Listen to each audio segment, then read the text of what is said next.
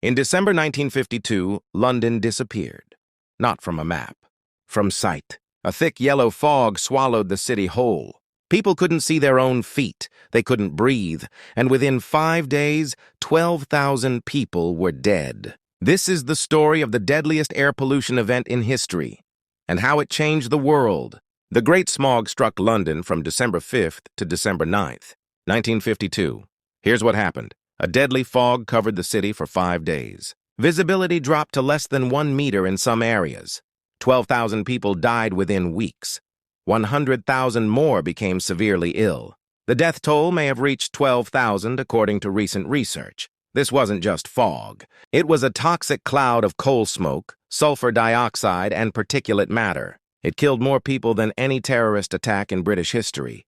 And it happened in peacetime. If you want to understand how pollution shaped modern environmental law, hit that subscribe button. We're just getting started.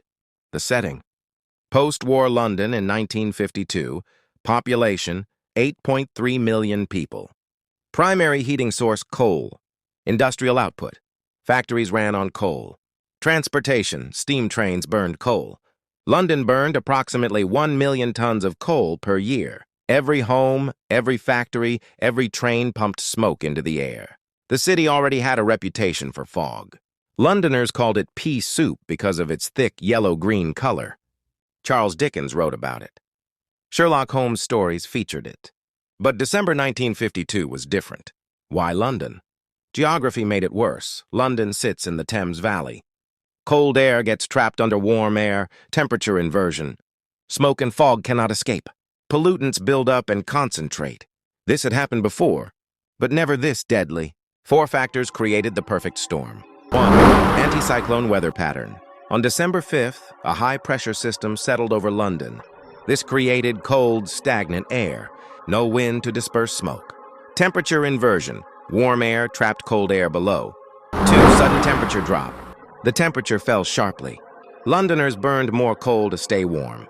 Smoke output doubled overnight. 3. Low-quality coal. Britain exported its best coal after World War II to earn foreign currency. Domestic coal was high in sulfur content, produced more smoke, created more toxic emissions. Poor industrial emissions. Factories operated at full capacity. Power stations burned coal 24/7. Chemical plants released sulfur dioxide. Thousands of chimneys pumped out smoke simultaneously. The chemical reaction. The fog mixed with pollutants to create sulfuric acid droplets, carbon particles, soot, tar particles, heavy metals from industrial processes. This toxic mixture settled at ground level. People breathed it directly into their lungs. This gets worse. Like this video if you're shocked by what you're learning. Share it if everyone needs to know this story. Day 1, December 5th. The fog arrived in the evening. At first it seemed normal. Just another London fog. Day 2, December 6th, visibility dropped to a few meters. People described yellow-black fog, burning throat and eyes, metallic taste in the mouth, choking sensation. Public transportation stopped. Buses couldn't navigate. Trains canceled. Cars abandoned on streets because drivers couldn't see. Day 3-4, December 7th to 8. The fog penetrated indoors.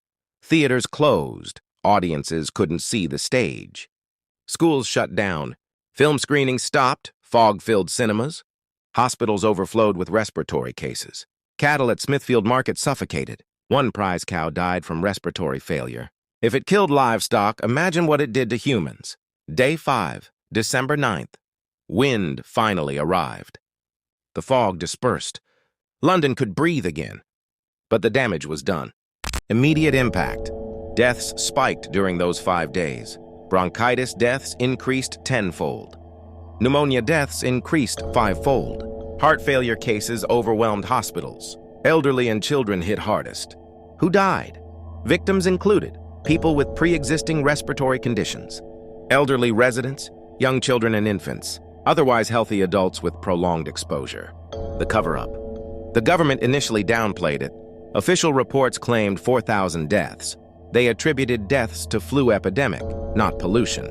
Research in 2002 revised the death toll to 12,000. Some estimates go higher. Long-term effects. Survivors suffered chronic bronchitis, reduced lung function, Increased cancer risk, shortened life expectancy, public outrage.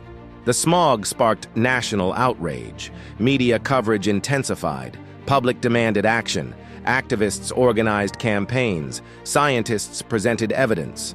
The government could not ignore 12,000 deaths. The Clean Air Act of 1956.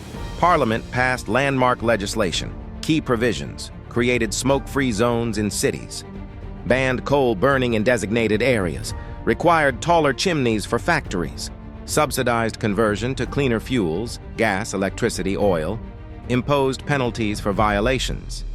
Implementation, local authorities designated smoke control areas. Residents received grants to replace coal fires.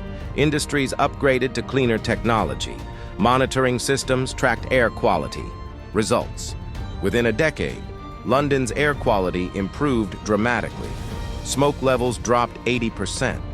Sulfur dioxide emissions fell significantly. Respiratory deaths decreased, visibility improved, global impact. The Clean Air Act became a model worldwide.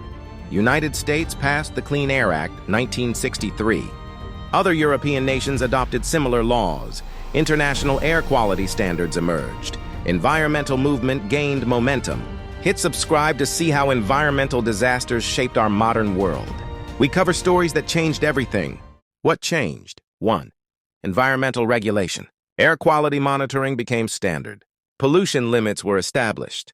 Regular inspections enforced compliance. 2. Urban planning. Cities considered pollution in development. Green spaces increased. Industrial zoning separated from residential areas. 3. Energy transition. Coal usage declined. Natural gas adoption increased.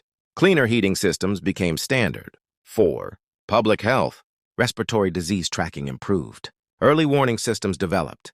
Health advisories during pollution events. Modern parallels. The lesson remains relevant.